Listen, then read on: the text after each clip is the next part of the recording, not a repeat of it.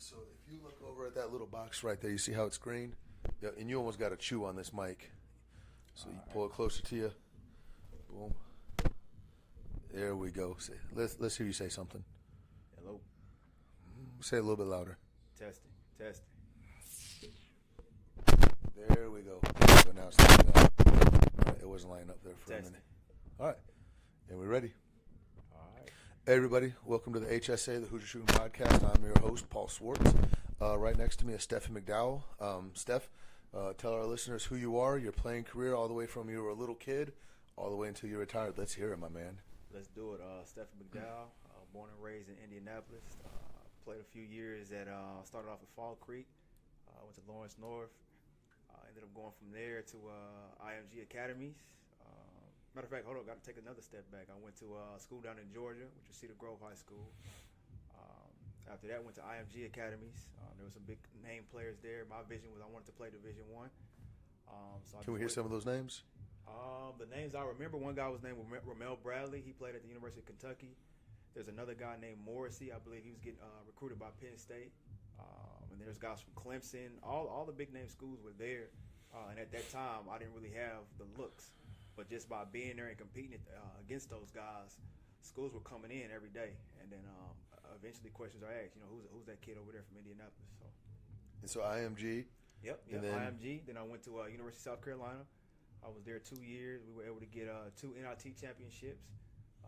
My contribution was mainly, practice and getting the guys ready, but it was still a blessing to be a part of that and go to Madison Square Garden, which is considered the Mecca, and be there playing in front of all the big name guys. And then from there, I went to the University of Tennessee, Chattanooga, and we won 2 championships there, conference championship, and then overall, we were able to make it to the NCAA tournament. So all 4 years of college, I was able to win a championship, and we were able to get a ring, so that was pretty sweet. That's awesome, man. So then after that, you played, and then you retired right after college? Nah, I got an opportunity to play overseas as well, so I played sometime in the D-League, New Mexico Thunderbirds, Sioux Falls, Sky Force. Then I ended up playing overseas. I was in Switzerland, Sweden, Iceland, Canada for a few years, and I played a total of 7 years, so I was able to get it in. That's impressive. And this is one thing I say about you. Mm-hmm. I don't think you can let me know, give me feedback, but yep. I always say you're one ankle twist away. Like, for example, Jordan Poole, you're just one ankle twist away from Steph Curry to stepping in and making it. However, you're also one ankle twist away from losing it.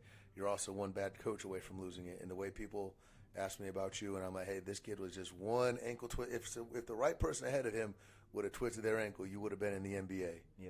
And which is a huge accomplishment. And it's funny because I told some people then, they're like, oh, man, I want him to make it. I'm like, well, we kind of passed that. Yeah. So the biggest thing, and the reason why I want to talk to you, and I have you on right now, and I want people to understand, one thing that I really, really honor and respect about you is your ability to walk away from the game. Mm-hmm. And something that you tell me, and I have the utmost respect for it, because you say, Paul, I left it on the court. I have no regrets. And I just want you to talk about that mindset of, A, when did you start realizing that you left it on the court? Mm-hmm.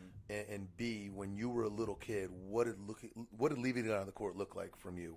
One for me, I remember being a little kid, probably 8, 9, 10, and just wondering, am I ever going to grow? Like, I was one of the kids, I always did well academically. My mom was a teacher, so I couldn't even play basketball. You know what I'm saying? And my grades weren't on point, right? But I was also a year up. So I was a year younger than all my mates. So they were all hitting, puberty and all that stuff older. I'm like, man, am I ever going to grow? So I used to pray every night just for God, man. Just let me grow a few inches. But what that also had me do, I'm like, for me, these guys were faster than me, bigger than me, stronger, more athletic. So I was like, if I'm ever going to get on the court, I got to work. So I made a decision at a very, very young age, man, that they may be more talented than me, but they're not going to outwork me. So let's just, and this is a mindset that a lot of kids have, is you purposely got thrown to the lions with like a year older, mm-hmm. and you very well could have pouted, felt bad about it. You could have said, I'm done playing basketball, but you decided to make a decision and say, I'm going to make this make me better. Yeah. Like, you have anything else to say to that? Like, what are your thoughts? If I was to help a kid who may be facing a similar situation, I would challenge them to get in the gym early. Like I remember specifically finding out like when are the janitors getting into the gym, and I would find out which way they would get in, and I would get in after them. To the point where they started making it, hey, he's coming anyway, I'm just going to let him in. So it went from sneaking in after him to, okay, the lights are out, I hear the ball dribbling, this same kid keeps coming. Maybe they wanted to help me out, but either way, the gym, they were allowing me to get into the gym, and I would go early.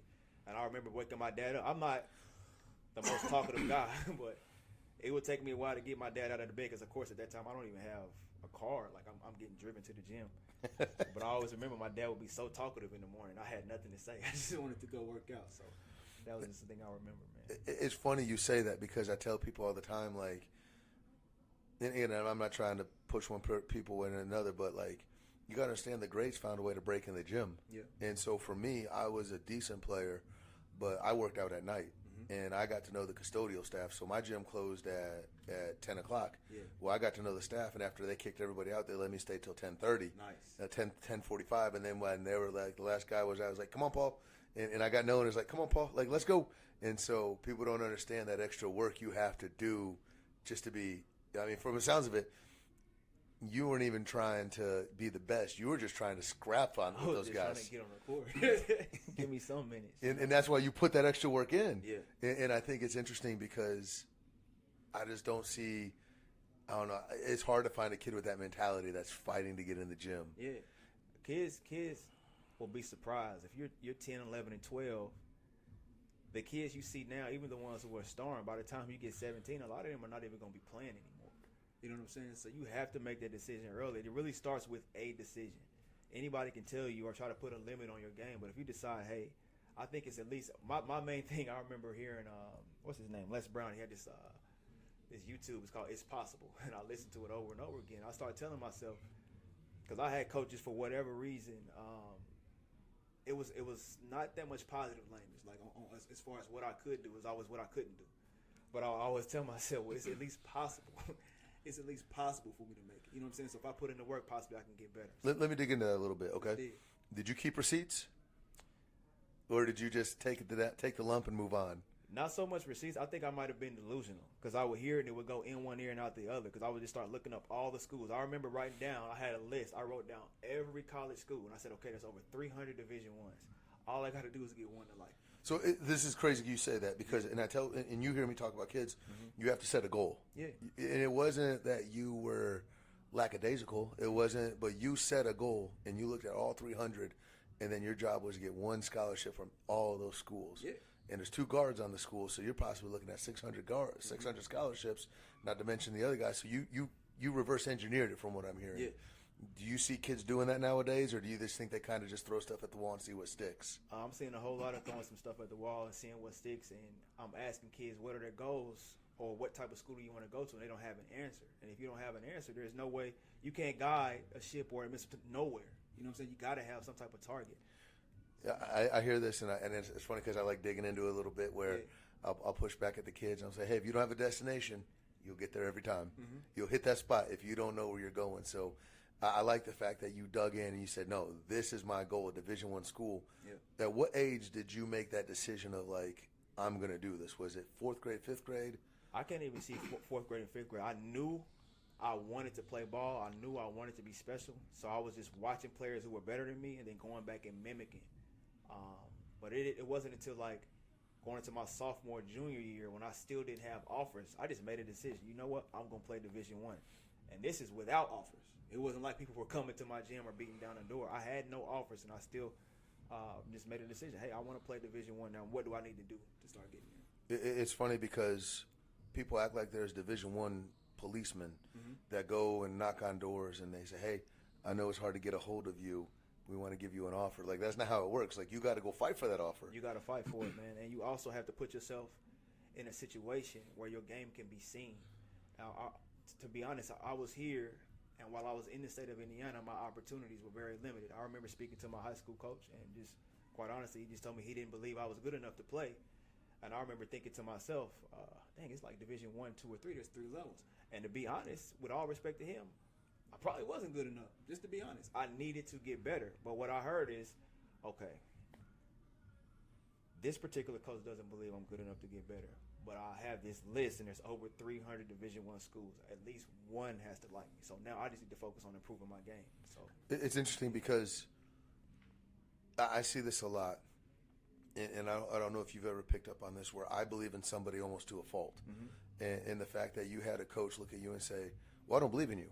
And so then what you did is you went back to your goals and said, my goal is to play Division I. If you're not going to help me get to Division I and help me to achieve my goal, it probably would have been a different conversation if it wasn't. If he looked at you and said, Steph, I don't believe in you yet. These are the 5 things we got to master to get you to where you want to go. Yeah. You probably wouldn't have made other decisions that you made. right. Does that make sense? Would you agree or disagree with that? I agree very much. I mean, it was very much definite. I don't believe you're good enough. So that was that particular person's perspective. And I know there has to be kids out there who have either heard it or maybe they're facing their own doubts. But what I would like to encourage you is to make a decision on your own, because nobody can place limits on how good you can become. Where you are right now is that's just where you are. But I had a college coach tell me you can get 1% better every day.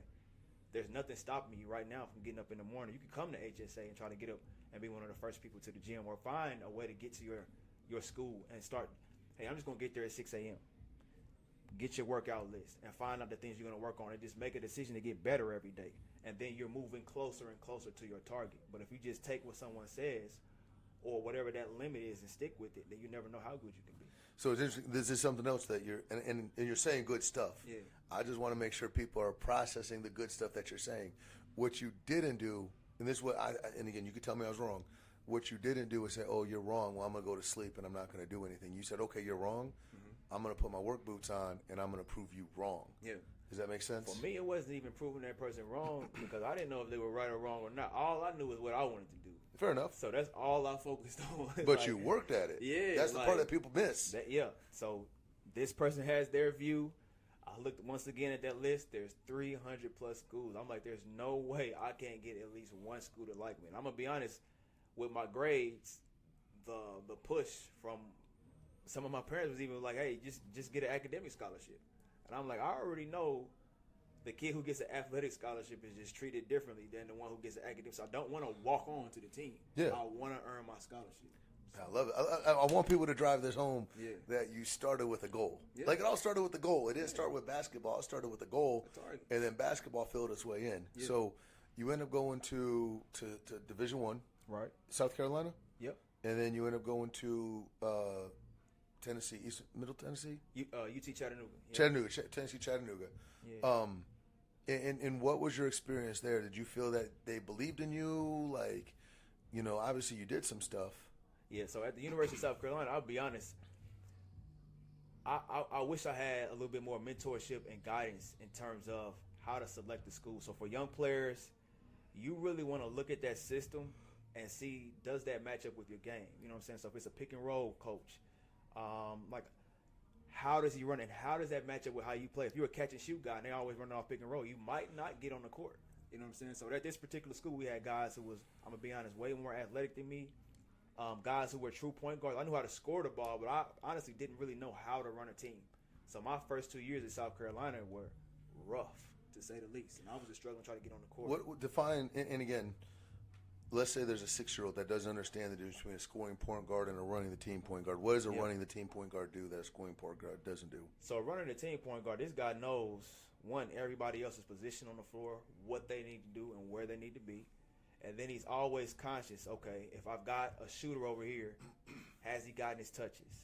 You know what I'm saying? When's the last time he got a shot? Okay, now coach wants to play through the big man, so I need to get my big man a couple post-ups. This is a guy who's conscious of everybody on the team, what they need, and then can also, okay, we're in a drought, let me get to the free throw line. Help my team get a rhythm, or let me get a layup for my team, or let me lock down the other point guard, get us a steal, get our momentum up. So he's always finding ways to get the team involved. Now, if you got a scoring point guard, he's running the offense, but often the offense is running through him. So what I mean is he's coming down, he may make that first pass, he's cutting through, he gets the ball back on that wing, he's running that pick and roll looking to score the ball first. If he gets cuts off, then he's making his distribution. So it's stop first and then pass. Yeah. I want to say it was Sam Cassell that said this, and I could be getting the point guard wrong. I don't think it was Chauncey Billups, but it might have been Sam Cassell. He was on the Wolves with Kevin Garnett. And it was interesting because in his head, he had the time broken down. Kevin Garnett needs 7 points by the 30-minute mark. Yeah. By the 8-minute mark, he needs 14. By halftime, he needs 17. Yeah. And he was dribbling, looking at the scoreboard and saying, okay, my big's not happy, because he knew what Kevin Garnett wanted. And that's what you're talking about, running the team. Yeah. And you know, okay, well, he went into the halftime, he only had 3. Well, guess what? I better start making him happy, because and a lot of people don't understand this. One of the best ways to make the team, if you're not the best player, is to find a way to get the best point, wow, geez, I swear I can do this. Find some way to get the best score of the ball. Yeah. And because eventually that score is going to be like, hey, I like the way he's feeding me. And then that's going to open you up some more. Yeah, very much so. You're just going to dig into the next spot. You retire, you play 7 years, and you know, what was the retirement decision like for you? When I started transitioning from college ball to pro, that was my first introduction to basketball as a business. You know what I'm saying? So it goes from you playing for the love to you're playing to get paid. And if you don't produce, they're looking to get you out of there. Like, to be honest, like, you go overseas, if you're the American, you're the star. So no matter what, if your team loses, it's your fault. So, and I remember just kind of putting everything I could in for a team, and I came down wrong on my heel, fractured it. I still tried to play through. This is in the playoffs. I'm the starting point guard, one of the leading scorers on the team, and I'm putting my body on the line to try to help us win. And I remember the following year, we're actually, I know we got a winning. We're one of the top teams in the league, put it like that. And I'm again one of the top scorers in the league, and I'm one of the players that get released. And I'm just thinking to myself, I'm putting in a lot of work. I'm putting my body on the line, and I'm doing it for this team. I just feel like I was being treated more like a racehorse than a person. So I was just like, maybe it's time for me to start focusing on putting the same energy and effort into something else. So with that being said, and people, unfortunately in the pro league, that's it. Like, if you're not scoring buckets and winning games, it's like, hey, we like you as a person. Like, it's not personal. Yeah. It wasn't like they said, hey, Steph, we just don't think you're a good person. It was, the numbers don't lie. Yeah. Someone's got to go, and unfortunately it's you. Yeah. Obviously that doesn't make you feel good, but you're not going to change that. Right. Like, that's just part of it. And what do you think? Let me ask you, if somebody watching this, or when they do watch this, is going to hear that, like, what advice would you give them, understanding that you're prepping to be treated like a racehorse? Like, what's something you wish you would have done differently in your training, your mentality growing up? Does that question make sense, or is that poorly worded? No, not poorly worded.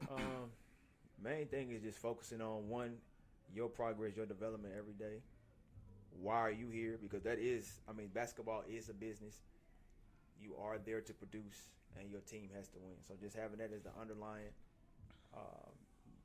foundation of the work you're putting in. And then if the team, like, find a way. If you really want to be a part of the team, find a way for your team to win. And I think that's one area I could have improved better, is just being more, like, my go-to, my natural habit was to get a bucket. But at 5'11", when you're natural, you need to be able to find a way to get that power forward a bucket. Yeah. You know what I'm saying? How can you get your wing involved? So when the pressure turns up, okay, I know what 1-2 step. You know what I'm saying? Yeah. But it was not come off the pick and roll, hesitate, throw the alley. You know what I'm saying? Let me get 2 for my wing. So it's just having a different mindset. If you want to be, this is something I share with just people outside of here. My first pro workout was with Paul. So the first time I started learning pick and roll reads is with you out of college. Yeah. So right now, okay, if there's a young kid, you want to be a pro, you need to be working on that now, and you need to be being taught by someone who already have that experience. You don't want to be 24, 25-year-old trying to learn your pick and roll reads, because you're playing against the best players in the world, and you have to be able to do these things without thinking. The reason why you're coming to the gym every single day is repetition. You want to get this stuff into your spirit, into your mind, so you can do it on NBC, ESPN, 8 o'clock at night, tough defense, and you're not thinking. So you come off, you pick 2, and you throw your hook pass, and it's just all happening automatically. So it's funny because I play in a little fat man league. It's nothing to be excited about. It's not like I'm going to be, oh, man, listen to this. Yeah. And it's funny because I have a mentality, like, I don't want to sound cheesy when I say it, but I almost have an alpha mentality when I play. Like, it's probably a little too big if you ask people. Yeah. But everyone in the gym, I didn't know I did this until somebody came in and called me out, like, hey, do you realize you take the game-winning shot every time that ball hits your hand? I'm like, no, I don't. Yeah. I went back that week and I was like, yeah, I do, because that's in my DNA. Like that's who I am. Like the game's on the line. You feel the pressure. And I'm like, no, let's pass it off. I'm like, nah, put the ball in my hands, boys. Yeah. I do notice that they keep it away from me because the percentage ain't that high. Yeah, but it's going up. But it's going up. The confidence of I'm doing it is like, it's going, boys. Yeah. So now, and it's funny because I look at the guys like, you all knew I was going to do it. At some point in time, you made a choice to pass me the ball. Right. I say 50-50 blame right here. Yeah. And they look at me, man, I'm tired of this dude. Yeah. So, oh, man. And so you step away from the game. You make a decision to retire. Right. And so even still, like, this is something I struggle with personally because, man, I would love to get up and dunk. I would love to just get those shots up and just be a scorer. I respect you because you say, I did it all. I did it all. And the ball goes out of the air goes out of the ball for everybody. Yeah. And for me, it ain't bouncing very high, but there's still some air left in my ball. And from you, it's like, hey, the ball deflated, but I have some stuff to fall back on. Yeah. And it's not just basketball. Like, talk about that, like how you prepared and how come you're so comfortable in retirement? For me, I wanted to make sure that every day that I stepped on the court, I made a decision to get better. Can I ask you, can I dig in that? Yeah. When did you make that decision to do that? Was that freshman year in college? Was that second grade, fifth grade? I wouldn't say freshman year. I would say that junior year conversation. Okay. When I was told I wasn't good enough, I just had to look myself in the mirror. If I want to get to where I have to go, where I want to go, because I was, even at that time, I'll be honest, even that coach or any coach that I had, no one would deny my work ethic. Like, I would be there working on my game. But now I said, okay, if I want to get to my target, I'm going to have to turn this up even another notch. Yeah. But I know my mindset in high school, my mindset in college, like, I put in the work.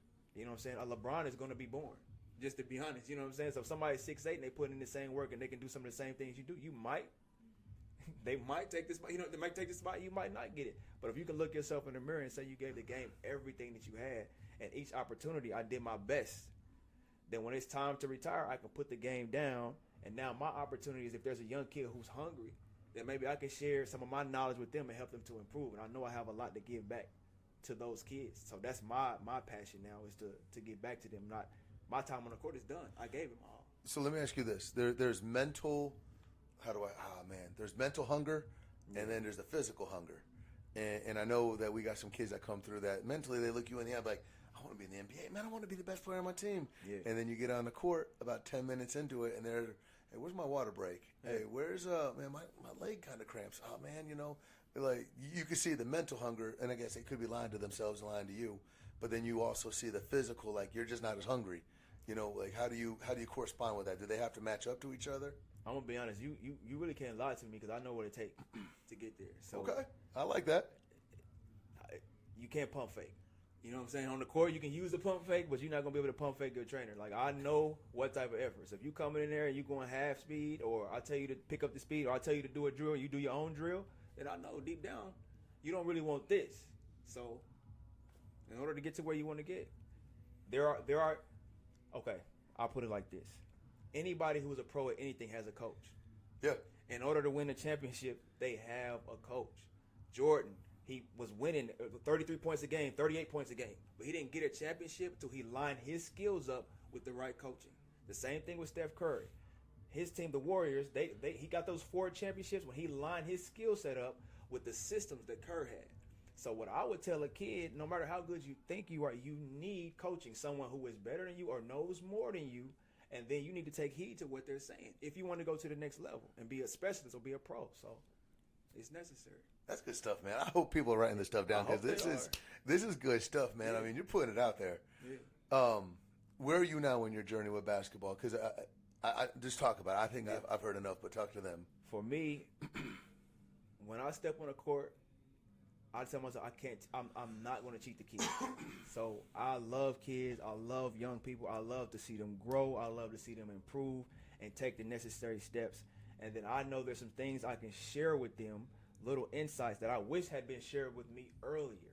How to make my reads. What do I need to look for? In the recruiting process, how to line my skills up with the right system. You know what I'm saying? When I'm working on my footwork, what am I even looking for? Like, I was quick, so I could just blow past people. But what about how I can set my feet to get this man to move his base and then attack his top leg? Those things you're not just going to get on YouTube. You need a trainer or someone who's in that position, a coach who can teach you. And I'm going to be honest, I've seen a lot of high school coaches. They're great at teaching their system. But your high school coach is necessarily not going to teach you how to be a pro. So you're going to have to get that tutelage from someone who's actually led people in that lane. So. No, it makes sense. It makes sense. I mean, and this is what coaches would say, though. This is all the coaches I've sat down would say. It's kind of like Papa John's is, hey, better ingredients, better pizza. I like it. And so, hey, the better you make my players, the better my system's going to be. Perfect. You know, like I would rather have, shots are shots. Like you get up a million shots here, and they're going to translate to every goal's 10 foot. Yeah. So you shoot on 10 foot here, guess what? It's not like it goes up to 13 at Southport. Yeah. So, it all translates to the court, man. And I heard you say this, and I was kind of doing the math in my head. Mm-hmm. And then after that, we're going to slip on out. So you made a dedication into sophomore, junior year. Yeah. So that's 2 years of going all out. Then you played 4 years in college. And then you played another 7 years. So you went 12 years of going all out. Does that make sense? And I hope people processing, like, if you really want to be comfortable, because the problem is the ball goes out of the air for everybody. Yeah. The air goes out of the ball for everybody. I don't know why I struggle saying that, but the air's out. The air is going to be gone. Period. And if you are able to look yourself in the mirror and you could square up that man in the mirror, that woman in the mirror, and say, hey, I went 12 years of every day 100%, you can sleep at night. Yeah. And that's a decision that you sleep well at night because you know you made that decision in regards to basketball. Yeah, and if you look yourself in the mirror and you know you're not going to be able to make that decision, then choose something else. Because whatever you choose, it's going to take everything you have to be great at it. Like, if you want to be average at it, then you have to be comfortable being average. But in order to be great at something, it's going to take everything that you have, and you're going to have to put that work in every day. So that's good stuff, though, man. That's good stuff. And I just hope a kid wakes up and decides to make a decision. A fifth grader, sixth grader says, I'm going to go all out. Yeah. And then when they play their 14 years, and again, none of that 14 years is guaranteed. No. That's what the people don't understand is like, you're just one knee, you're one ankle, you're one something away from just being done with it at any level. And just as long as you can look back, I went 100%. Yeah. That's all that matters, man. Last question, then we're done. Something happens, the world shakes up. Stephen McDowell is the commissioner of basketball for America. Mm-hmm. Any decision you make, you can make a decision. Hey, I want a 4-point line. Half courts are 5. You could even go switches are 4 points. You could even say, hey, I want to restrict games. I want to say you have to 50-50 train, 50-50 play. What decisions are you making as the commissioner of basketball for America? For the game of basketball to be great, you got to have great players. So I will focus on each player's individual process. Like, what are you doing with your 24 hours to become a better player today than you were yesterday? And if you can't communicate with that to someone, if you don't already have that down on paper, then if you tell me your goal, honestly, I don't believe you. You know what I'm saying? You should already have your schedule for next week written down. This is what I'm doing in the morning for my ball handling. This is when I'm going to get my extra shots up. Because if you don't, the next person does. And overseas, they're already doing 2-a-days. They don't really have high school teams. They just have a pro team and a feeder into that. So these 13-year-olds are already training with the pro team, playing B and C games. You know what I'm saying? And they're doing these workouts twice a day. And they're working on, there is no question, they are working on the pick and roll because that's Spain's offense. So going back to it, put it in one word, is process. What are you doing today? Map out your 24, your schedule. This is what time I'm waking up. This is when I'm getting my shots up. And then I guess my man Saban, I like it. He said, how close can I get to perfect knowing I can never get there? So I want to work on my skills, get better, progress over perfection. And it's interesting because us as trainers, and you can argue if you want on this, but the long-term kids, the kids that you see twice, 3 times, 4 times a week, I know for me, and I'm just going to use Landon as an example, the blueprint I use for Landon is Steph Curry. What is Curry doing and how can I get Landon there? I have another kid, Oakley. Oakley's not going to be Steph Curry. However, Oakley looks a lot like Luka. So when I'm watching Luka's game, I'm transitioning that. So for me as a trainer, I have a blueprint about where we're going. I have a destination, how we started this conversation.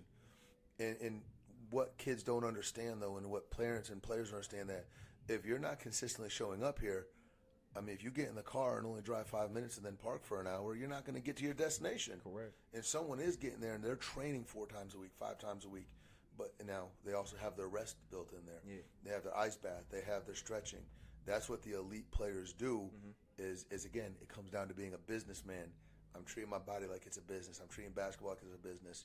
You know, and business people, they don't just show up and hopefully the money rolls in. They know what's coming in. Yeah. So I think that hits the point on the head of, like, the more consistent you are with your trainer, the more consistent you are coming in, getting your shots up, the more you can get to that destination.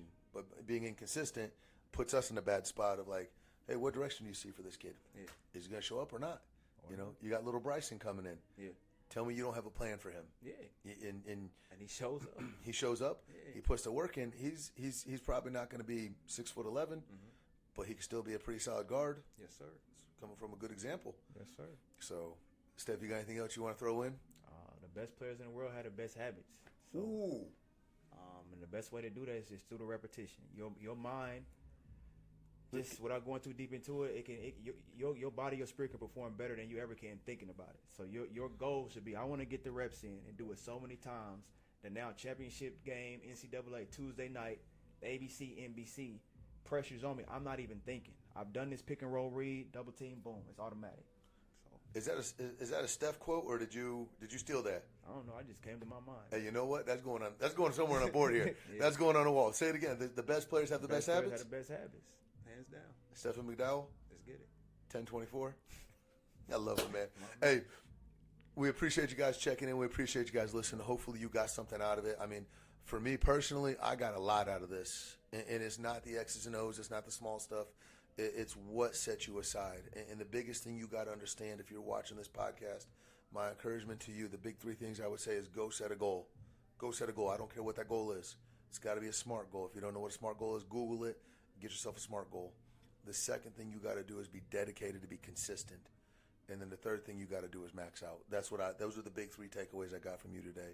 If you like what you heard, subscribe. We're going to be coming out with these every week. We're going to have different guests. If you're a parent of a player, make sure you're holding your children accountable. If you're a player, you need to hold yourself accountable, and you need to start doing the stuff that we're talking about on the podcast. We appreciate you. This is Hoop Shoot Academy, Hoops Over Hype. Let's get it. Appreciate you, man. Appreciate you. I'm going to kill this mic real quick before we say something stupid. Cool. I tripped over my shoelace. 32 minutes.